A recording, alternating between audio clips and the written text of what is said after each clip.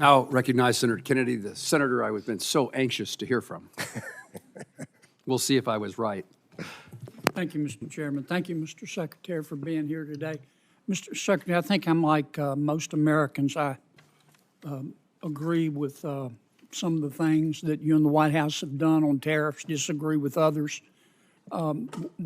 It's clear to me that the President listens to your advice about tariffs. So I want to spend my precious time trying to understand how you think.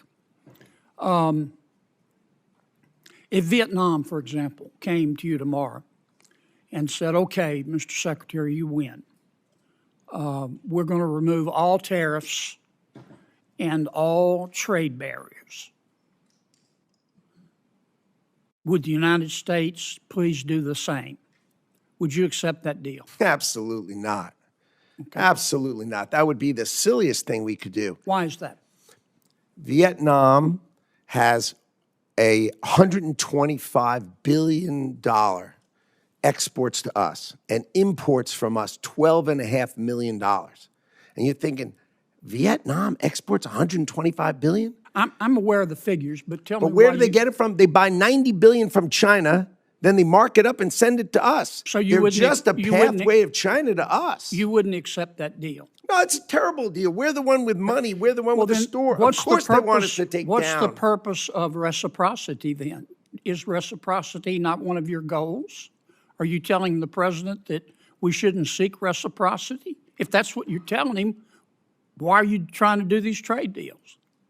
What do we want? We want to encourage Vietnam to produce products they're great at producing. But I want to get back to reciprocity. You just said you don't believe in it. You don't accept reciprocity as a goal. What are you negotiating in these trade deals? Why would we open our bank account and their bank account when ours is 10 times bigger? Why are you negotiating trade deals? You're trying to get other countries to lower their tariffs and trade barriers in return for us lowering ours.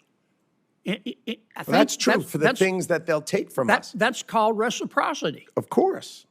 So are you or are you not seeking reciprocity in these trade deals? We are absolutely seeking reciprocity with respect to things that can be reciprocal. But you just said, but when they're importing from China and sending it to us, they're not. You just said that if a country came to you and offered you the ultimate reciprocity, no tariffs, no trade barriers, in return for us doing the same, you would reject that. Of course, because they buy from China and send it to us. Don't you agree with me? Suppose they said we won't buy from China. Now we're talking. If it was Vietnam, would you accept that deal? We would consider it. For what things? For what products? Would you want to change? Well, there are certain products we want to reshore. We don't want other people making them. We want to make pharmaceuticals here. Right. We need to protect ourselves for certain things. Let me ask you this, because I'm going to run out of time. Are trade deficits, are you advising the President that trade deficits are always bad in every situation? No. Okay. When are trade deficits good? Trade deficits, for instance, let's say there was a company that had the cure for cancer. Let's call it Cancer Cure. And we were buying it and it was located in another country. We would obviously have a trade deficit with them because they have the only one of it. An example, our technology companies, our great technology companies, we're the only ones with it. So a trade deficit is okay if they're products we really need. If they're the only ones with it and we can't do it, then of course it's fine. But if we can do it, then we darn well better think about whether we're supposed to do it and whether we want to do it and if it's in our interest as a country to do it. Here's what I'm getting at. I've heard you say that strike that. I'm running out of time. I want to come back to another subject. Tell me your understanding of the Trade Expansion Act. I don't have a really good understanding of the term. I may know the act, but I may not know its title. You're not familiar with the Trade Expansion Act of 1962 that gives the President almost unlimited authority to impose tariffs so long as you conduct an investigation? You don't know about that? Oh, my 232s, of course I do. Okay. Sorry, I just didn't know the title of the plan, Yeah. but of course I know. Why didn't you advise the White House, instead of proceeding under other statutes? Why didn't you advise the White House to proceed under the Trade Expansion Act?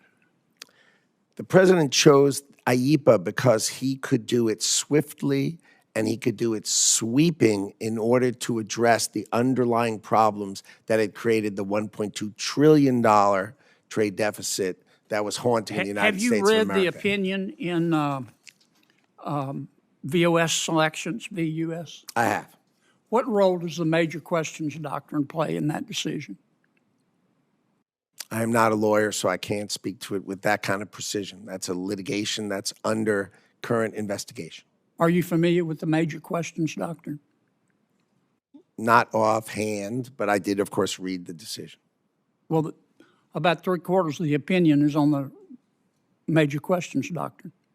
Again, I tend to not know the title. I know the topic and the details of it, but I tend not to focus on titles. Sorry. I'm way over.